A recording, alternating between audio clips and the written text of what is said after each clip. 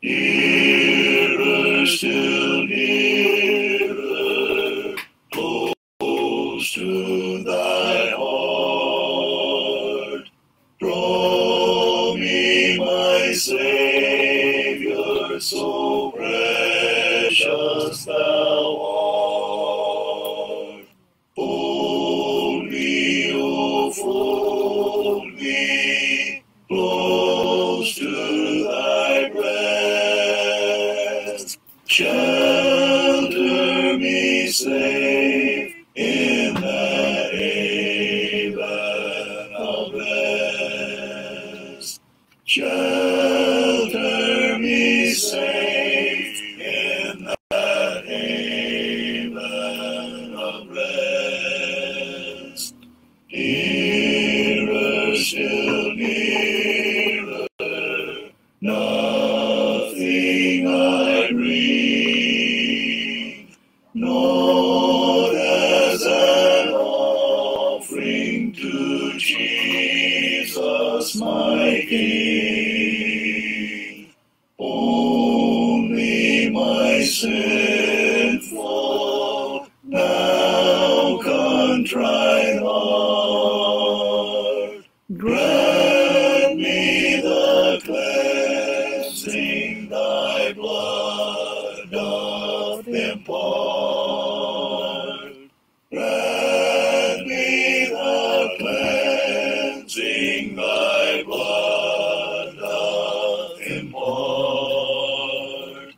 Nearer, still nearer, Lord, to be thine. Sin with its follies I gladly resign.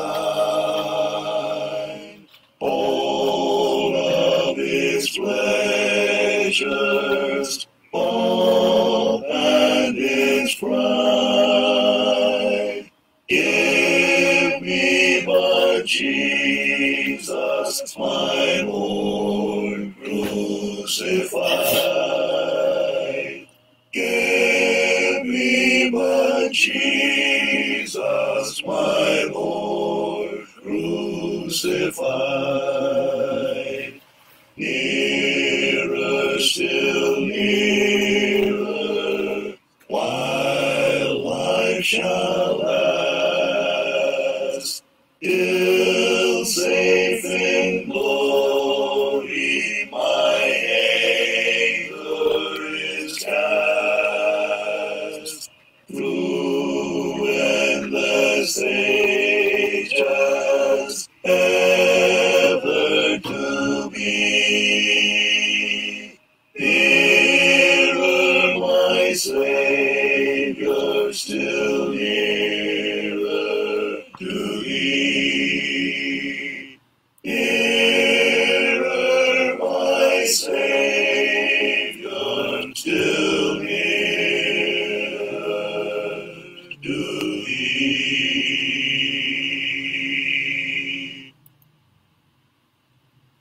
When I survey the wondrous cross, on which the Prince of Glory died, my richest gain I count but loss, and for content on all my pride.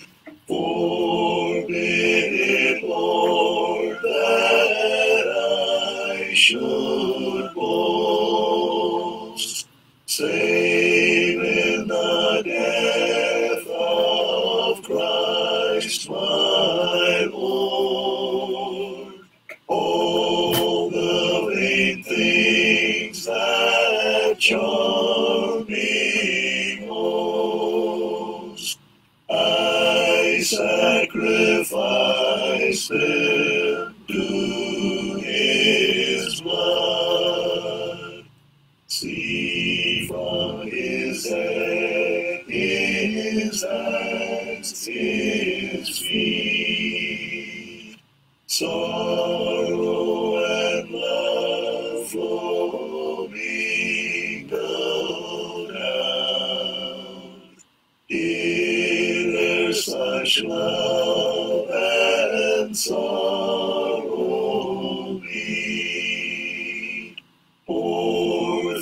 Lux compulsoris chakram.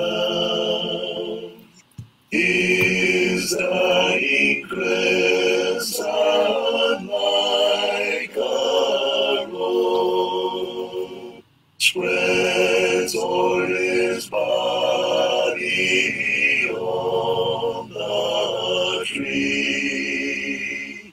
Then am I dead to all the globe, and all the globe is dead to me.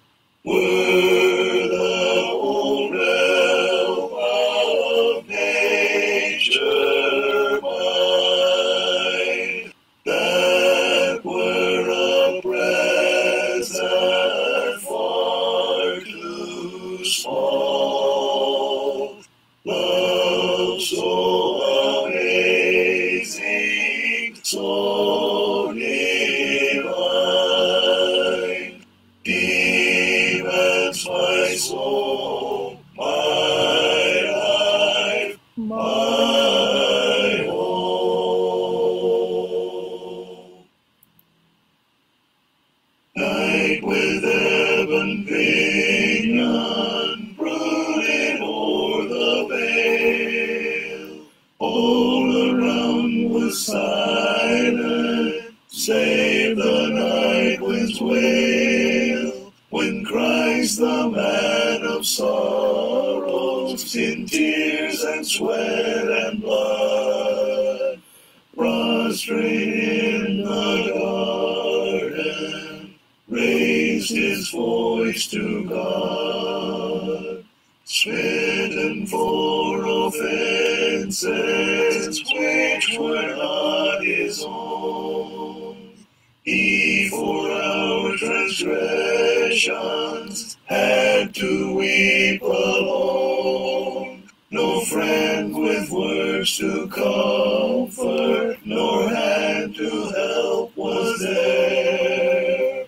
When the meek and lowly humbly bowed in prayer, Abba, Father, Father, if indeed it may, let this cup of anguish pass from me, I pray. Yet if it must be suffered by me, thine only Son, Abba, Father, Father, let thy will be done.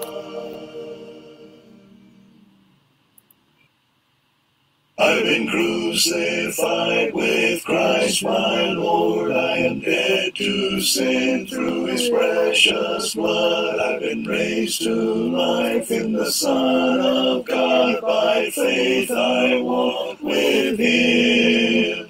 I live for the one who died. I live in him who was crucified. I live, and yet not I, but Christ who lives in me. Once a slave to sin, now redeemed in Christ, renewed each day through his sacrifice. By faith not guilty, but justified, set free to walk with him.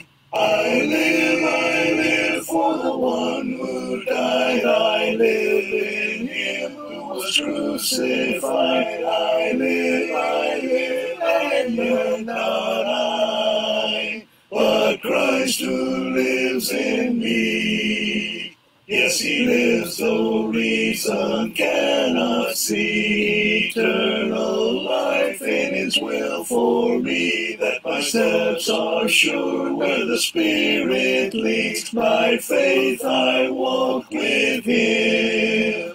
I live for the one who died. I live in him who was crucified. I live, and yet not I.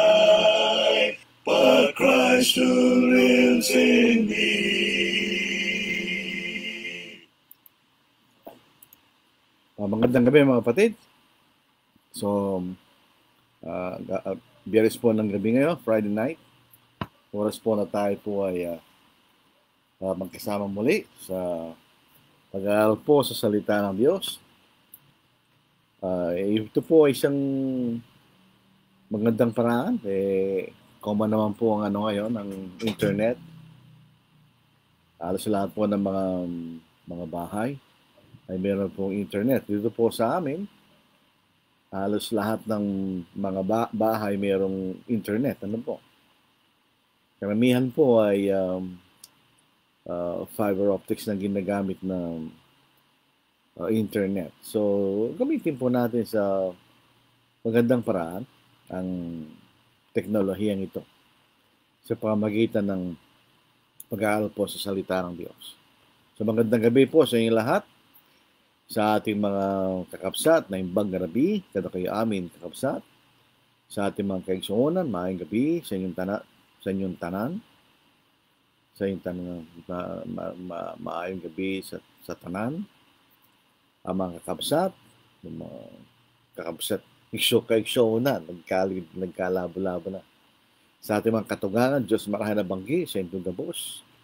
Sa mga taga-Pangasinan, Santo Sialabi, at si kayo namin. Sa mga taga-Carabao Island, yung ilang mga kapatid dyan. Mayad nga gabi sa tanan. At siyempre, galing po sa amin, may pabingkin ko nga. Ang ating paksa po sa gabing ito ay patungkol sa tinatawag na rebaptism. Meron pang tinatawag na muling pagbabautismo sa Bagong Tipan? Is there such thing as rebaptism in the New Testament? Kasi malimit natin naririnig sa mga kapatid, nagpabautismo akong muli kanila. I was rebaptized. Kung tutungusin at pag-aaralan po natin mabuti, hindi naman natin mababasa yung salitang rebaptism sa Biblia. At wala rin kaso ng muling pagbabautismo sa Biblia. Maaaring kayo po ay mabibigla at magtataka. May meron ka mo. Actually, wala. Kaya yan po ang ating pag-aaralan po sa gabing ito. Meron bang tinatawag na muling pagbabautismo sa Biblia? So yun po ang ating ipaglilingkod sa gabing ito. Pag sinabi nating re-baptism, dalawang salita po yan, re at saka baptism. Sa English language, pag merong re, it means again or repeat. Again.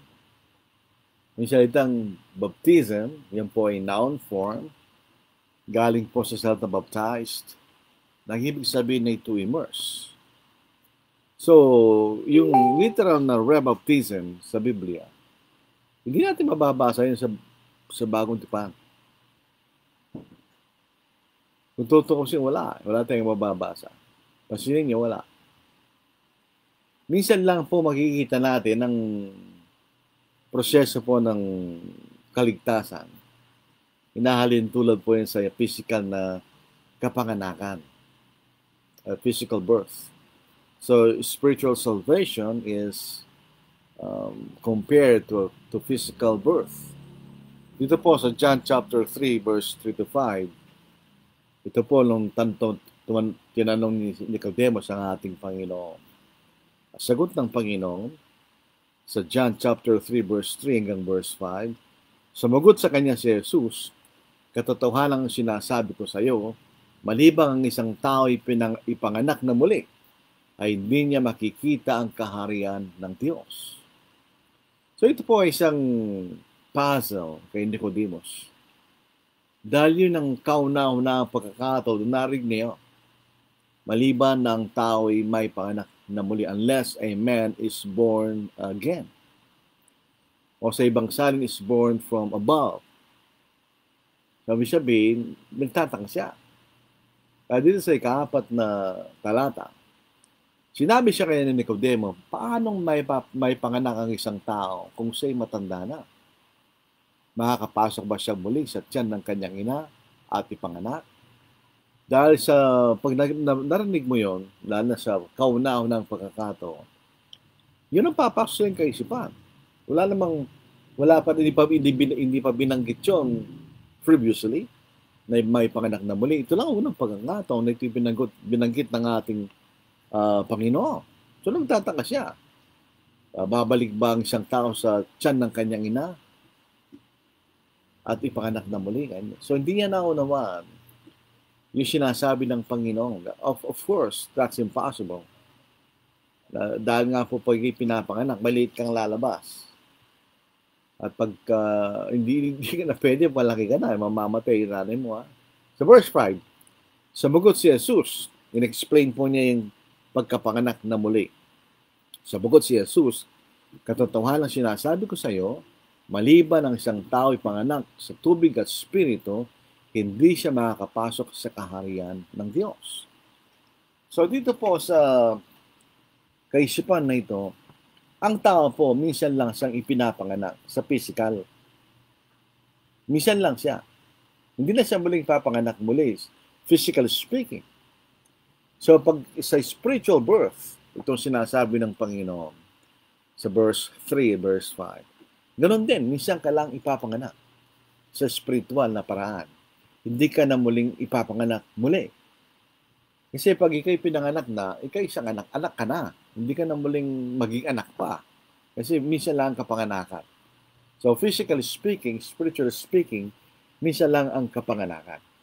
Then po sa sinabi ng Panginoon, maliban ng tayo panganak sa tubig at sa spirito, siya tumutungkol sa isang kapanganakan na may dalawang elemento, spirito at ang tubig.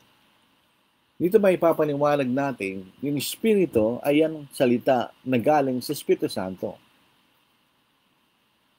Dito yung ibang mga sangay ng pananampalataya, pinapaliwanag nila ito sa ganitong paraan. Yung daw pong ipanganak sa Espiritu, ay patungkol sa Holy Spirit baptism, at yung tubig ay water baptism. Mali po yun. Kasi ito yung tumutungkol lamang sa isang kapanganakan. May dalawang elemento. Ang elemento na galing sa Espiritu Santo, ang kanyang salita, at ang tubig ay ang bautismo sa tubig. Ito salitang ipanganak na muli.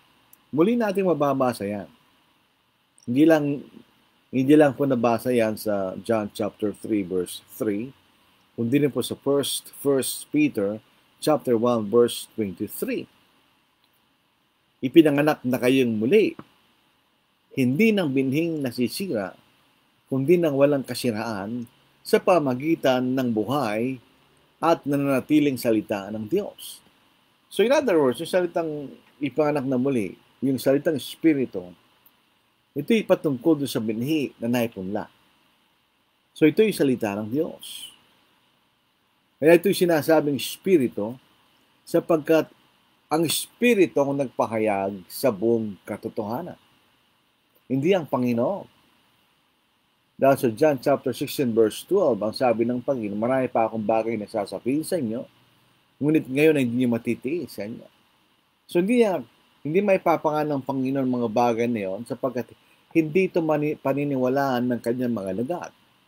Pero pagdating ng Espiritu Santo niya, sa John chapter 16 verse 13, subalit kapag dumating ng Espiritu ng katotohanan, papatnubayan niya kayong sa buong katotohanan.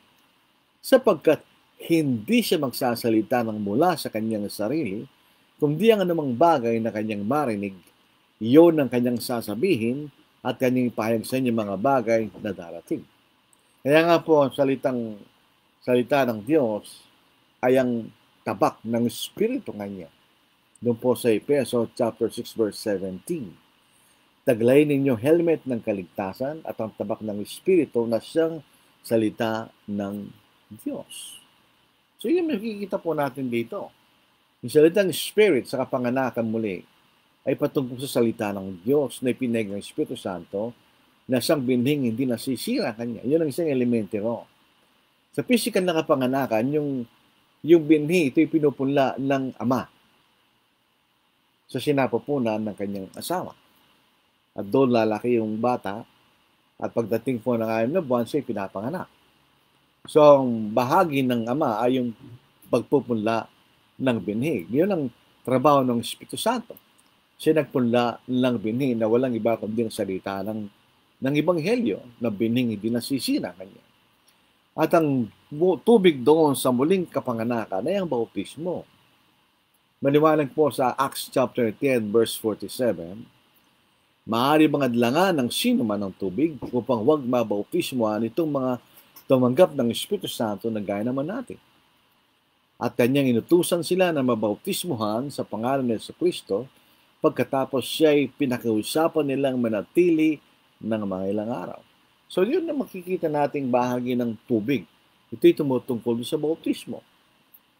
So ito po yung sambahay ni Cornelius. Sila nabautismohan sa tubig sa pangalan ng ating Panginoon.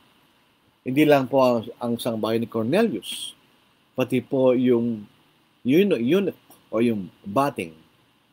Sa Gawa chapter 8 verse 36 hanggang verse 39. Sa kanilang pagpapatuloy sa daan, nakarating sila sa may tubig at sinabi ng eunuko, tingnan mo, narito ang tubig. Ano ang nakakahadlang upang ako'y mabautismohan? At sinabi ni Felipe, kung nananampalataya ka ng buong puso, ay mangyayari. Sumagot siya at sinabi, sumasampalataya ko na si Jesucristo ay ang anak ng Diyos. Iniutos niyang itigil ang karwahe at lumusong si Felipe at ang eunuko sa tubig at binautismon siya ni Felipe. Nang umahon sila sa tubig, inagaw ng Espiritu ng Panginoon si Felipe at hindi niya nakita ng eunuko at nagagalak na nagpatuloy siya sa kanyang daan. Ano mapasin natin? Doon po sa sangbayan ni Cornelius, nangaral si Apostle Peter ng Ebanghelyo. Sa eunuch, nangaral ng Ebanghelyo si Felipe doon sa bating o doon sa eunuch bago siya na nabautismohan. So, proseso ng kapanganakang muli, merong pagpangaral ng salita at merong pagbabautismo. So, dito tayo pupunta sa kung ano yung tamang bautismo. What is valid baptism? Una, merong pananampalataya sa Ebanghelyo. That's the proper message. In other words, para maging valid ang baptism, dapat tama yung mensahe. Ito yung Ebanghelyo ng ating Panginoon. At kinakailangan ikay mailubog sa tubig na ang layunin ay para sa kapatawaran ng kasalanan. Dito po sa Acts chapter 2 verse 38, dito sa American Standard Version, and Peter said unto them, repent ye and be baptized, every one of you, in the name of Jesus Christ. Tuminto muna tayo dito. Marami mga Baptist, hindi ko sila maintindihan. Sabi niya, yung repent ye ay plural, yung be baptized, every one of you, singular. Eh, hindi yata sila marambasa. Yung salitang repent ye plural, yung baptized, every one of you, plural din yun. Every one of you. Marami yun. Yung lahat ng kausap niya. In the name of Jesus Christ, unto the remission of your sins, and ye shall receive the gift of the Holy Spirit. Dito po sa New Revised Standard Version, Peter said to them, repent and be baptized, every one of you, in the name of Jesus Christ, so that your sins may be forgiven, and you will receive the gift of the Holy Spirit. Dito sa Good News Bible, Peter said to them, each one of you must turn away from your sins and be baptized in the name of Jesus Christ, so that your sins will be forgiven, and you will receive the gift, God's gift, the Holy Spirit. So, ang valid baptism, merong pananampalataya sa Ebanghelyo. Ibig sabihin, tama yung mensahe, at ito'y paglulubog sa tubig na may tamang layunin. Ang tamang layunin ng baptismo ay para sa pagpapatawad ng mga kasalanan. For the remission of sins, unto the remission of sins, so that your sins may be forgiven. Yun ang mga salin po. So, pagka ganon, your baptism will be valid. In other words, kung mali yung mensahe, wrong message, not the gospel of Christ, but a different gospel, kahit mabautismo ka sa tamang layunin, mali pa rin ang bautismo mo. Dahil mali yung mensahe na yung tinanggap. So, that's the point. So, para ang baptism ay valid, you must have the proper message and the proper purpose in your baptism. So, valid baptism, you need to have your faith, meaning kasama na yung repentance and confession in the gospel and immersion for the remission of sins. Ngayon, no faith and you are baptized, that's invalid. Hindi ka naman sumasampalataya, pero kayo nagpabautismo, that's invalid. Ito, for example, infant baptism, paano naman sasampalataya yung mga sanggol?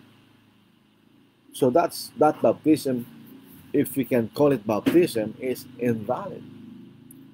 Or those who just submitted to be immersed without having understood the gospel. O yung nagpabautismo, wala naman sila naunawaan. Again, that's invalid baptism. No repentance. You did not repent before you were baptized. That's invalid. Kasama yung repentance. Sabi ng Panginoon, unless you repent, you will likewise perish. Ang sabi ni Apostle Peter, repent ye and let every one of you be baptized. So, may pagsisisi. Nagsisisiyan po natin yung datihan nating pamumuhay at maling paniniwala.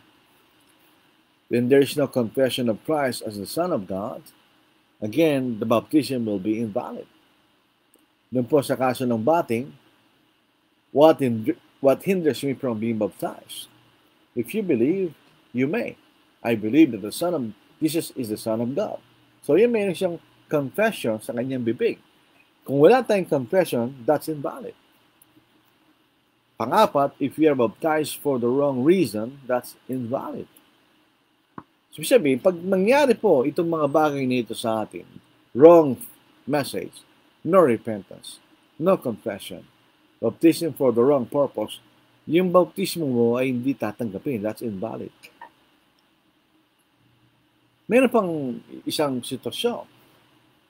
Kapag ikaw ay lumaki sa isang church na may mali at nagpabautismo ka doon, that's invalid baptism.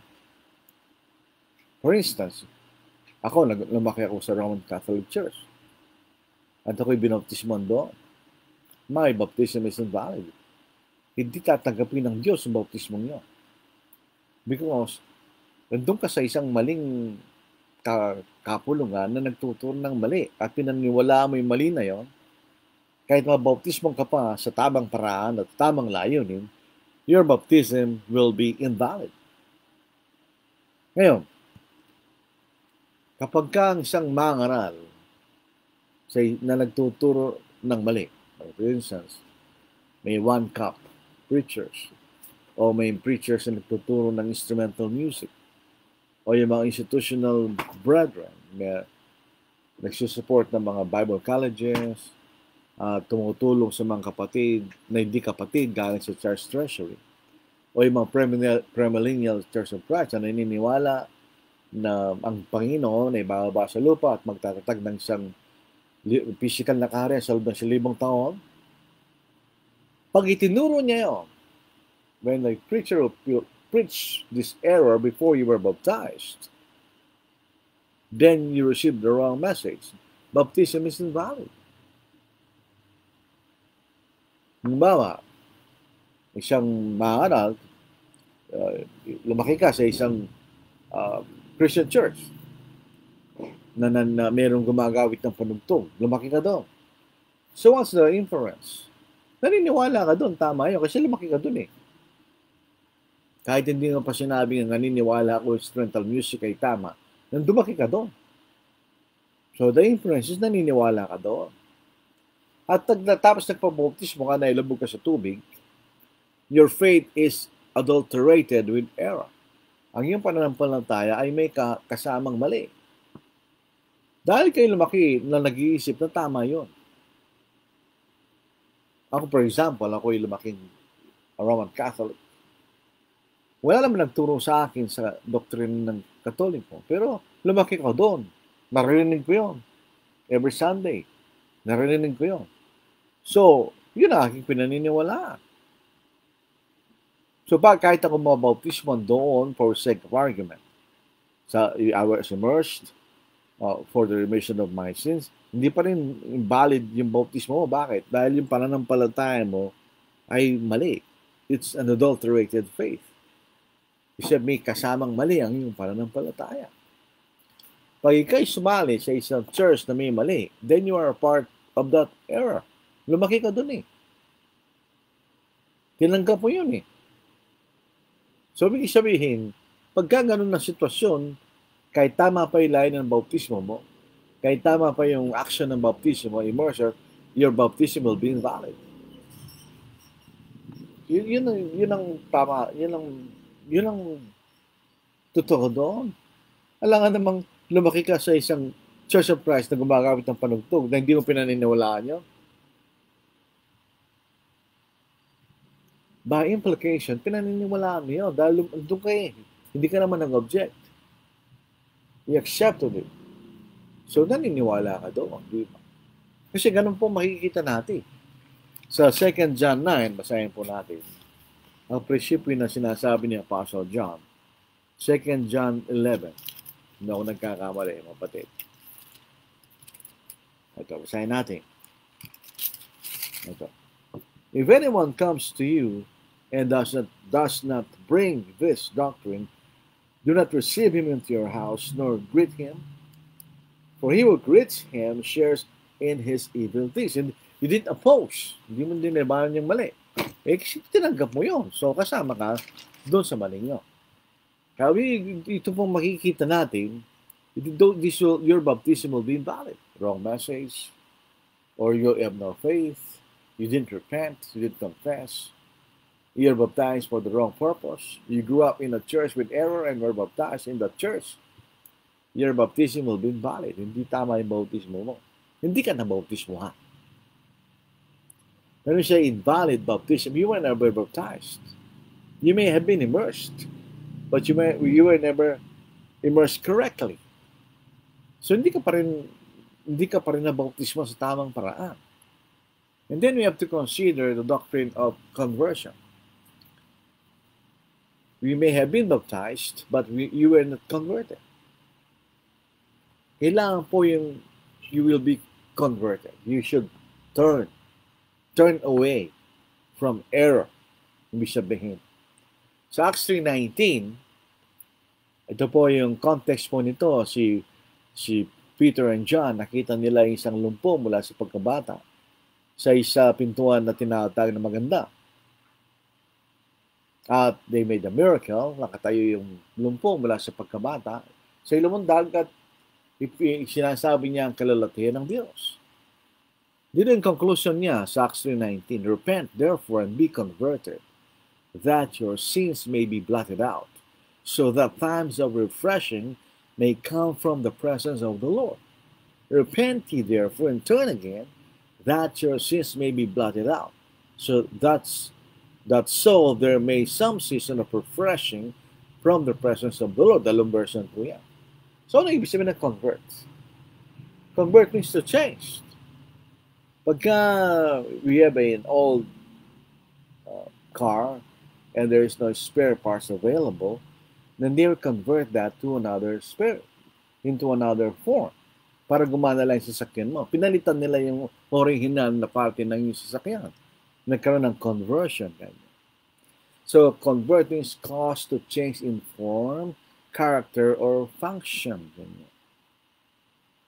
Pangalawang kahulugan, change one's religious faith or other beliefs.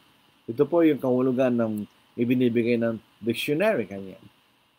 Pero dito po sa Strong's, sa Vice, hindi po nagkakamali. To turn about, turn towards, is used transitively and surrendered convert, or causing a person to turn in James 5:19 verse 20. Elsewhere, where the authorized translates this verb either in the middle voice and in transitive use or in the passive, the Revised Version adheres to the middle voice significance and translates by turn again. You turn. So, yung isang salita, turning about or round conversion kanya. The word implies a turning from and turning to. So pag ikay na-convert, meron kang iniwan at papunta ka sa isang direksyon. Yun ang tinatawag na conversion. Sabi ni Thayer, to turn to the worship of the true God, to cause to return, to bring back to the love and obedience of God, to the love of the children, to the love, wisdom, and righteousness. to turn oneself. So, ibig sabihin, when you are converted, you have a change of direction, you have a change of mind. It's a result of faith and repenting. So, pag ikay nabautismohan, if you're baptized without having changed your mind from error into the truth, then you may have been immersed but not converted. Your baptism is invalid. Ibig sabihin, hindi ka nagbago. Wala nagbago sa iyong kaisipan nung ikay nabautismohan. So, ibig sabihin, pag tayo po yung naging Kristiyano, whatever is our previous religious persuasion, inaalis mo na lahat yun. Mali na lahat yun. So, pupunta ka na sa katotohanan. You turn from error into the truth. Yan makikita natin. Iniwanan mo na yun. Ganun ang aking pagtingin no, ako'y naging Kristiyano. Hindi siya slow method na ganito. Hindi. Ang naunawaan ko lang ako'y naging Kristiyano, ito yung ibanghelyong katotohanan, yung dating pananampalatayang mali. So I turn away from that and turn to the gospel. Inalis ko na lahat yun.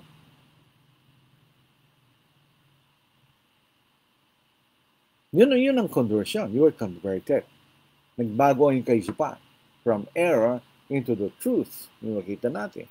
From the power of darkness to the kingdom of God. Yun ang conversion, mga kapatid. So, kung hindi ka nagbago yung kaisipan, hindi nagbago yung paniniwala, ginagawa pa yung dati mong ginagawa sa yung dating pananampalataya, you were not converted. Your baptism was invalid. Hindi ka pa rin ligtas. So, you were not baptized. Yet, yung makikita natin. So, sa kasalukuyang panahon, there is so much garbage in the religious world.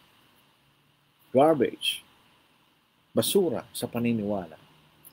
There is a need for a preacher to unteach the prospect from these wrong beliefs.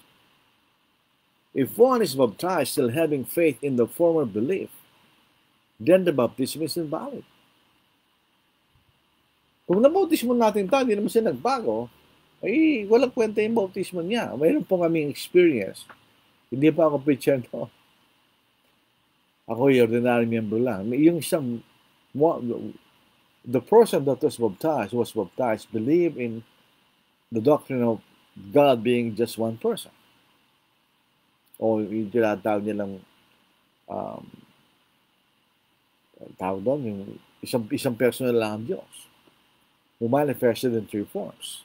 Winautismon siya, na mayroong ganung paniniwala. That person was not saved. Dapat napalitan yung paniniwalang yon sa tamang paniniwala ng Diyos ay tatlong persona nagkakaisa, ng lahat ay may nasa kalagayan ng pagiging Diyos. Hindi nagbago yun. He was not converted, so hindi siya ligtas pag gano'n. So, kung tayo preachers, you must be careful. Our aim is to change the person to the gospel. The first change is his belief from error to the truth. Ganun ang pangalan ng Ebanghelyo. Kailangan mabago kailang paniniwala. Doon po sa Acts chapter 2, anong maling paniniwala ng mga Hudyo? Na si Jesus ay hindi ang Kristo. Hindi siya Panginoon. Hindi siya ang anak ng Diyos. Di ba yun ang pinatunayan ng mga apostol sa Acts chapter 2?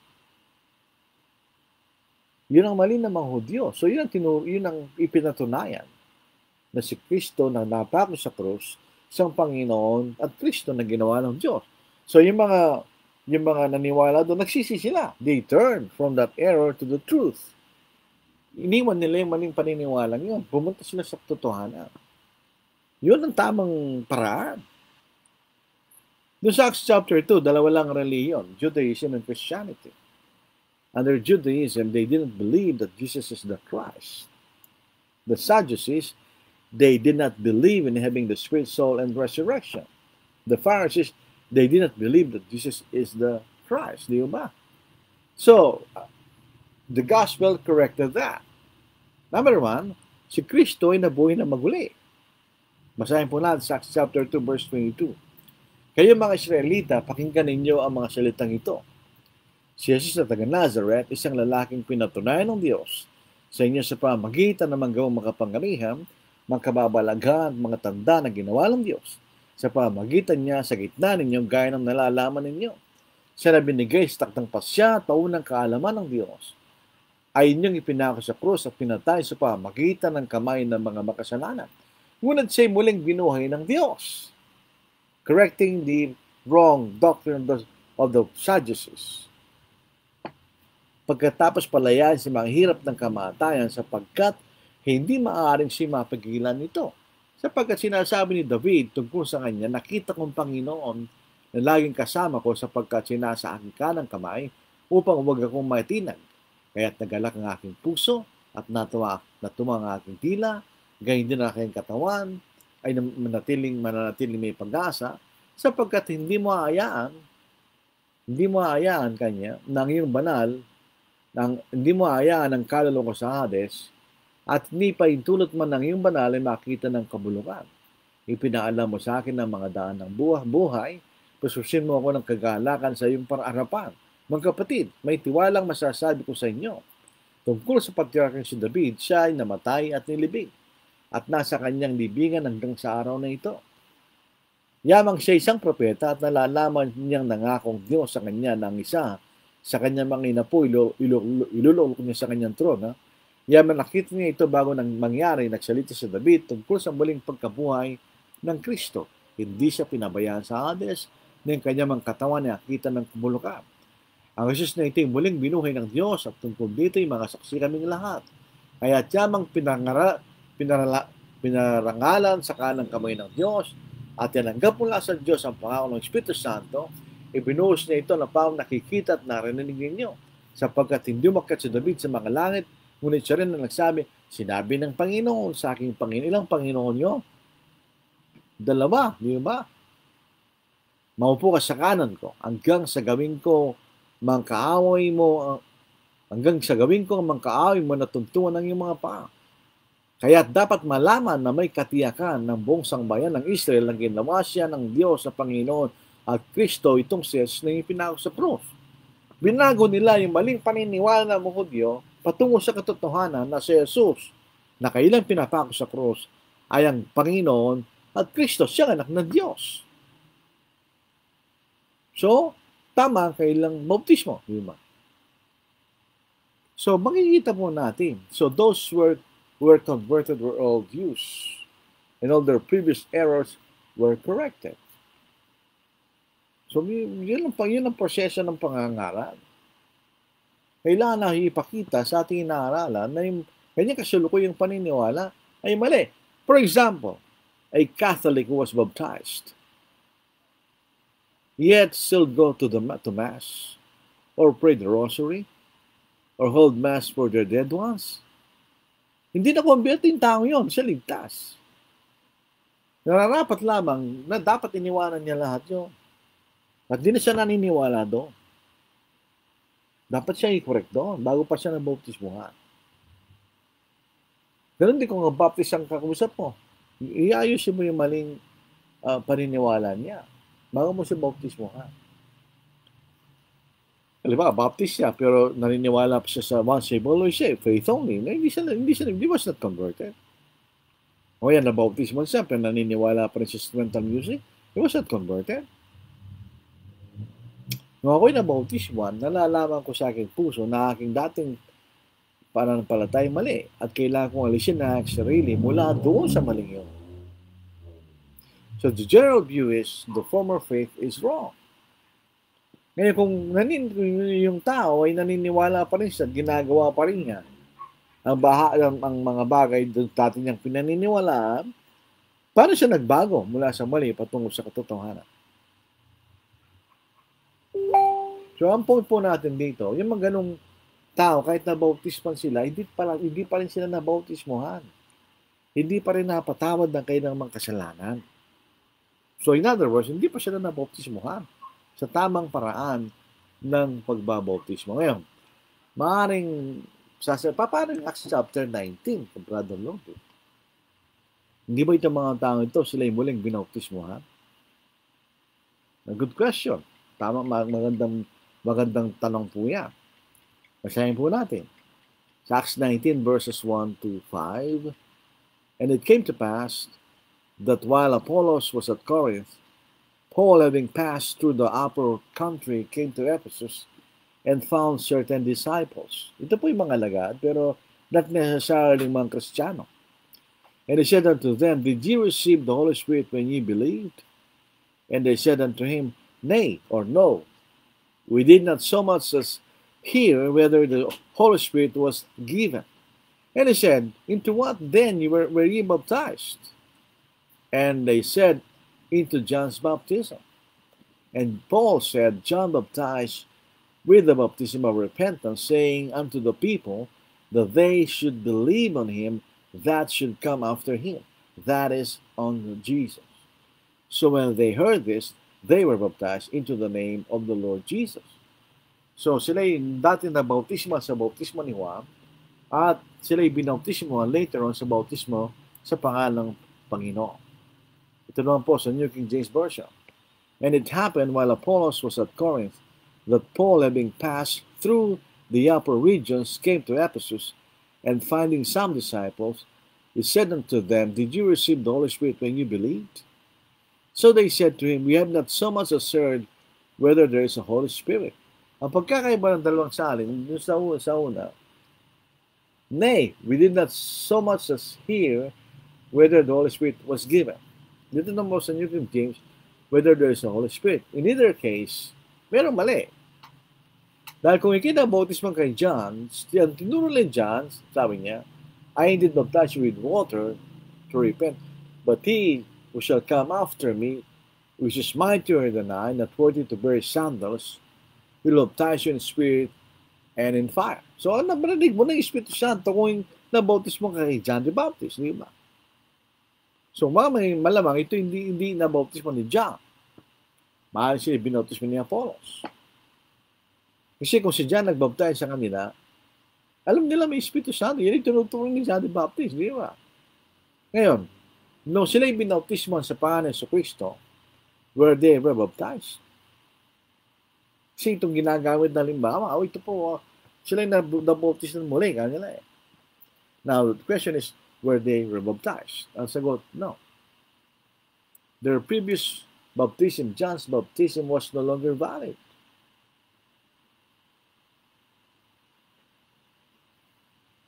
Hindi na siya valid because there was already the existing valid baptism. Baptism in the name of the Lord, or the Great Commission baptism, yung makikita natin. They did not have the right message. Dahil sabi ni John the Baptist, binabautismo ko sa tubig, ngunit kayo babautismo ng Espiritu Santo. If they were baptized at the time when John's baptism was still valid, they have heard of the Holy Spirit. Or they have heard the Holy Spirit will be given because they will be baptized with the Holy Spirit. Kanya, yung ilang binautismo ni John sa tubig. If you received wrong message when you were baptized, then your baptism was invalid. If you didn't really believe when you were baptized, your baptism is invalid. If you did not repent, then your baptism is not valid. If your former baptism is not valid, and you want to correct that baptism and you are baptized, you are not rebaptized. Yung unang ginawa mo was not correct baptism. You were not baptized. Nung yung pangalawa, doon ka palang nabautismohan. So yun ang point natin dito. Walang rebaptism sa Biblia. Either you were baptized correctly or you were not baptized. Pag sinabing baptized correctly, you have the right message and you really believed, you repented, you confessed with your mouth that Jesus is the Son of God, and you were baptized for the right purpose. That's the valid baptism. Ngayon, kung merong isa doon na wala o mali, your baptism was not valid, you were not baptized. Di ba mga kapatid? Kasi pag siya, I was baptized, hindi siya lang siya na baptismuhan. Hindi, kung mali yung baptismo mo noong una, hindi ka pa na-baptismo noon. Hindi ka pa napatawad sa iyong mga kasalanan. Kailan ka na-baptismo? Hindi sa pangalang pagkakataon. Doon ka palang na-baptismuhan. You were not rebaptized. Doon ka palang binaptismuhan. Dahil mali yung baptismo tinanggap noong una. Walang pagkakaiba with denominational baptism. Oo, ikaw na-baptismuhan.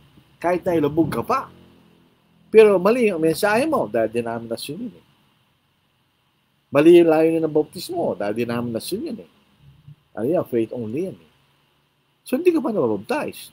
Kailan ka nabaptize? Nung napakinggan mo yung ebanghelyo, ikay sumampalataya sa tunay na ebanghelyo, ikay nagsisi sa iyong mga kasalanan, ipinahayag mo sa iyong bibig na si Kristo anak ng Diyos, at ikay nabautismo sa tamang layunin at sa tamang paraan, doon ka palang nabautismohan. Kaya hindi po natin mababasa isang rebaptism sa Biblia.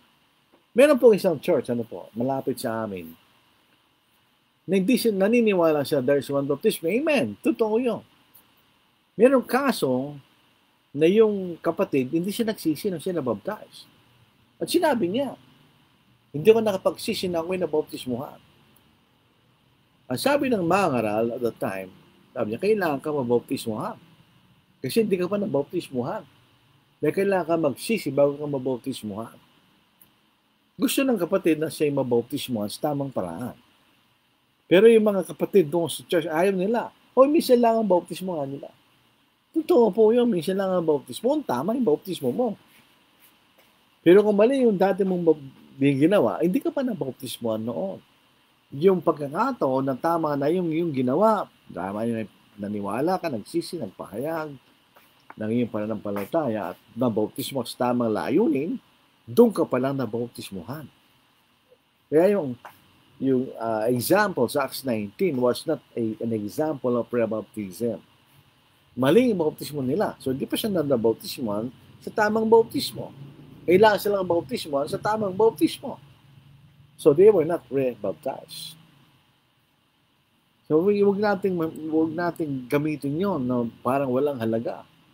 Wala tayong mababasang doktrina ng rebaptism sa Bagong Tipan. It's either you were wrongly baptized, meaning you were not baptized, or you were baptized correctly, meaning you were baptized. Yung pong point natin dito sa ating pag-aaral. Kailangan natin, pagka mayroong mga kapatid galing sa ibang kongregasyon, pumunta sa ating, para makisalib sa atin, kailangan natin silang tanongin, how are you converted? Ano yung proseso ng iyong pagkabautismo? Kung tama yung mensahe tinanggap nila, tamang sila nagsisi, nagpahayag kayo ng pananampalataya, at sila nabautismo sa tamang ilalim. Kahit hindi tayo nagbautismo sa kanila, kailangan natin sila tanggapin sapagkat sila ating mga kapatid sa pananampalataya. Pero kung naturuan sila ng mali bago sila nabautismohan, then there is a need for them to be baptized. Bakit? Hindi pa sila nabautismo sa tamang paraan because their previous baptism was invalid. But if their baptism was valid, there is no need for them to be baptized. Nabautismo na sila eh. Dito rin po pumapasok yung issue ng baptizer issue. Na yung baptizer, kailangan Kristiyano bago ang yung baptismo ay tatanggapin ng Diyos. Hindi rin tama yun. Ang role lang po ng baptizer is just to immerse. Period. Yun lang ang role ng baptizer, just to immerse the person. Period.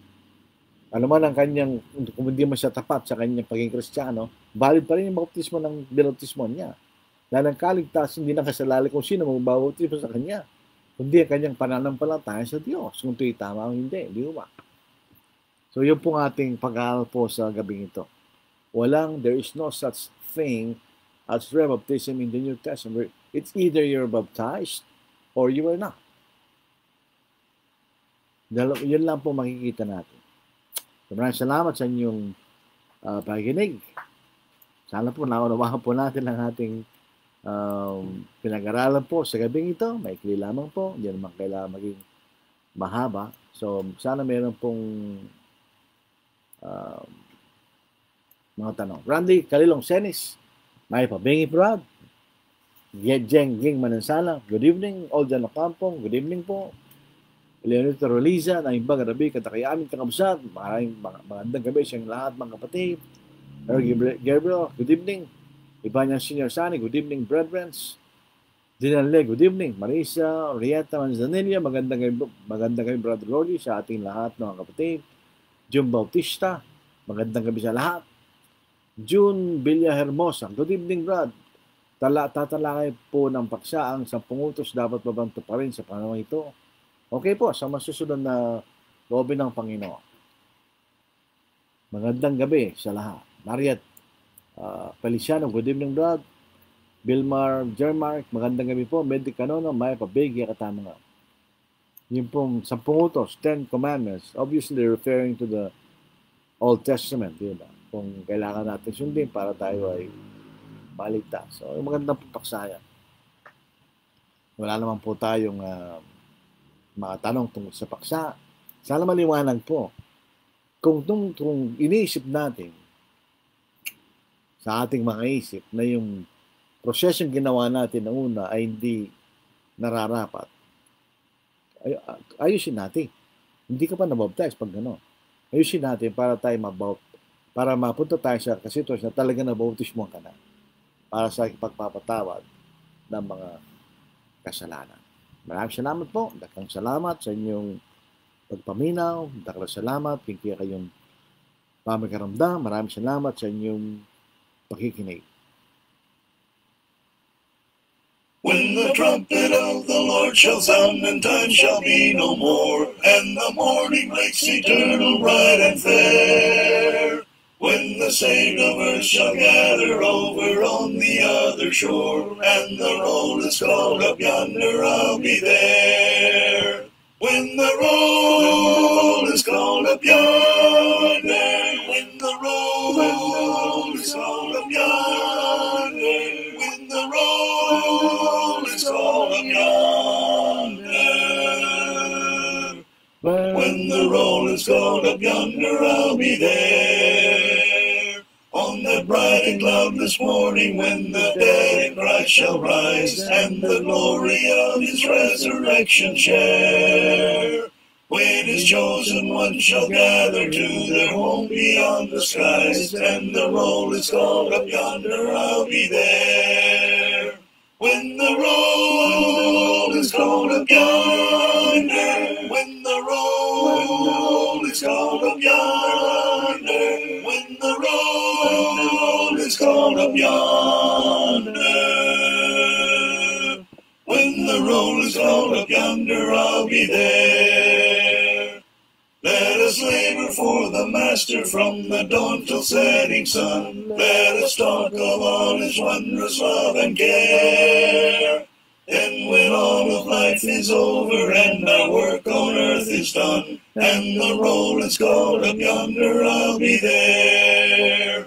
When the roll is called up yonder, when the roll is called up yonder, when the roll is called up yonder, when the roll is called up yonder, I'll be there. Work, for the night is coming. Work through the morning hours. Work while the dew is sparkling. Work midst springing flowers. Work when the day grows brighter. Work in the glowing sun. Work, for the night is coming, when man's work is done. Work, for the night is coming, work through the sunny noon. Fill brightest hours with labor, rest comes sure and soon. Give every flying minute something to keep in store. Work, for the night is coming, when man works no more. Work, for the night is coming, under the sunset skies, while their bright tints are glowing. Work, for daylight flies. Work till the last beam fadeth, fadeth to shine no more. Work while the night is darkening, when man's work is o'er. Jesus bear the cross alone, and all the world go free. No, there's a cross for everyone, and there's a cross for me. The consecrated cross I'll bear till He shall set me free. And then go home my crown to wear, for there's a crown for me. O precious cross, O glorious crown, O resurrection day. Yea, angels from the stars come down and bear my soul away. Iksi po ng awit na yun, po. Yun po naituro sa amin ni Brother Pablo Ake nung siya'y nabubuhay pa, po. Hindi po gano'n nung iba yung nota ng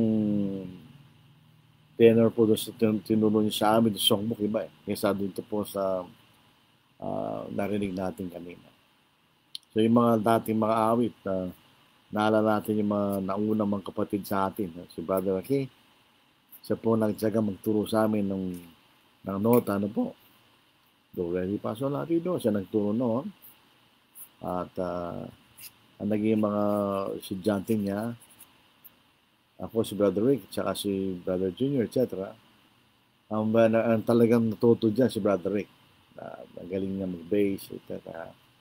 At maasahan siya sa pagiging isang song leader, bagamat siya isang magaling na mangaraw. Sa mga palad lang, siya po ay nanguna na. Di na natin nakasama sa gawaing pangaral sa kaharian ng Diyos. So, nasa mas maganda ng kalagayan. Ganoon din po si kapatid na Pablito Remando na kamakailan din po sa sumakabilang buhay. So, maraming salamat po sa inyong pakikinig. Kung na-miss po niyo ang ating live sa gabing ito, pwede kayong pumunta sa YouTube, Angeles City Southside Church of Christ. YouTube. O pwede kayong pumunta sa Facebook group namin, Angeles City Southside Church of Christ.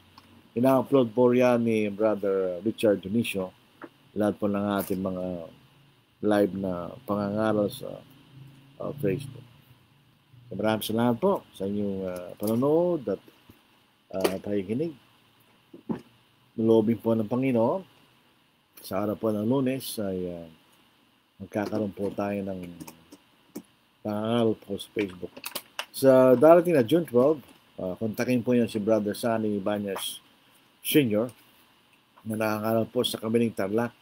Magkakaroon po ng isang casual meeting sa Kamiling Tarlac. I-message po niya sa Messenger, Sunny Ibanez Sr. para sa detalye po ng casual meeting na yan. 3 po ang magiging tagapagsalita. Ako, si Brother Billy Up Jr. at saka isang kapatid sa Mangkada na po. So, kasalukuyan na wala sa aking isip yung pangalan. Kasi pag nagkakay doon, nalimutan yung mga pangalan. So, tayo po yung manalangin. Amang banal, muli. Kayo po yung nagagalak. Magpapasalamat sa ibinigay mong pora sa amin na tunghayan, pag-aralan, yung masalita. Alam po namin na Diyos na mga tao po ay busy sa ibang mga bagay. At nagpapasalamat po kami sa ilang mga kaluluwa na may interest na mapakinggan ng iyong salita sa gabing ito. Naway magkaroon pa ng maraming pagkakataon na katulad nito na maituro ang iyong katotohanan. Papatawaran po niyo kami, Ama, sa iyong mga pagkakawin at pagkakasala. Muli, sana bigyan niyo kami ng paraan, pagkakataon. At ang mga bayad tayo manghiningi, kakilang pangalan ng Kristo. Amen. At salamat po, mag-iingat po tayo. Kita tayo sa Lunes, Lord willing.